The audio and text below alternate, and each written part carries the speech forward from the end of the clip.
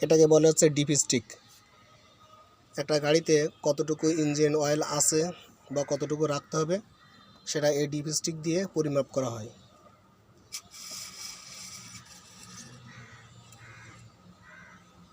দেখুন এই ডিপস্টিকে দুইটা চিহ্ন দেওয়া আছে।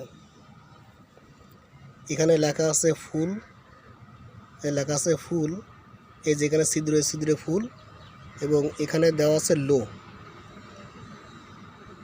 উপরে দেওয়া আছে ফুল, ওর নিচে দেওয়া আছে লো। এই যে চিহ্ন, এর নিচে ইঞ্জিন অয়েল রাখা যাবে না। যদি এই বরাবর থাকে তাও সব ঠিক আছে, এই যে ইঞ্জিন এই অয়েল এই বরাবর থাকলেও ঠিক আছে। আর এর উপরে দেওয়া যাবে না, মানে এর উপরে যাওয়া বিপদ, এর নিচে যাওয়া বিপদ। যদি মাঝ বরাবর ইঞ্জিন অয়েল থাকে তারপরেও ঠিক আছে, কিন্তু এই দাগের নিচে যাওয়া যাবে না, এই দাগের উপরে যাওয়া যাবে না। নিয়মিত ইঞ্জিন অয়েল চেক দেবেন। এভাবে ইঞ্জিন অয়েলটা হাতে নেবেন, হাতে নিয়ে এভাবে দেখবেন যে ভিসকোসিটি বা আঠালোতা আছে কিনা।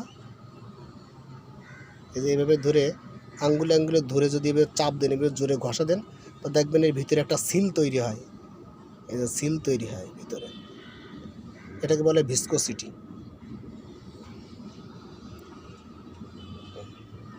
আবার এটার ভিতরে চেক হয়ে গেলে সুন্দর করে আবার দিয়ে দিবেন।